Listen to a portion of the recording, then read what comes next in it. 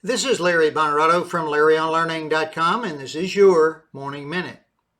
Asking questions for continuous improvement.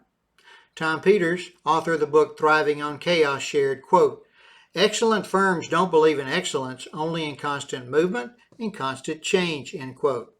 The Greek philosopher Heraclitus shared, "The only thing constant is change." Taking advantage of continuous improvement starts by asking what if and why not. Let's see how that works in real life. First, embrace the idea that change is inevitable.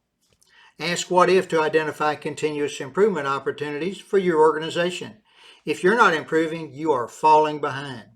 Then ask why not to investigate those change opportunities. Then determine how to use those changes to increase your competitive advantage. A couple of examples. After World War II, with American families buying millions of cars, the fast food restaurant business was created. You drive to the restaurant, get out of your car, order and receive your food at the window, then eat in your car. Some restaurant owners asked, what if we built dining rooms allowing diners to eat inside out of the weather? A dining room would attract more people and increase sales. By asking why not build these dining rooms, it showed them that the expense was well worth the investment. Then Dave Thomas of Wendy's asked, what if we install drive-through windows to serve those who want to get their food fast and go without coming inside? By asking why not install these windows, he determined that sales could increase up to 50%. Today, there are very few fast food restaurants without dining rooms and drive-through windows. In the 1960s and 70s, computers were huge and expensive. By asking what if we could make a unit so small that everyone could have one in their home and office, the personal computer was born.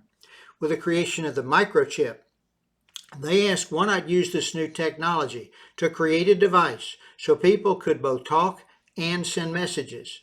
Today there are few pay telephones, yet everyone has a cell phone. So then how do you discover the improvements that can create competitive advantages for you and your team? Schedule time each week to uncover new markets, products, or systems that would give you an advantage.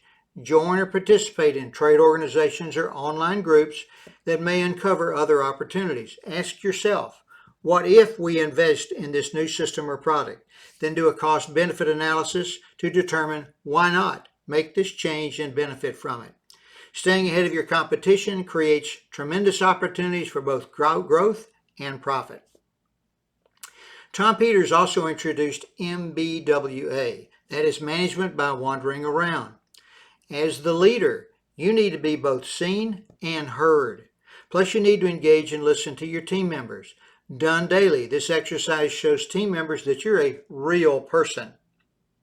It creates trust and understanding, which are critical to creating high-performance teams.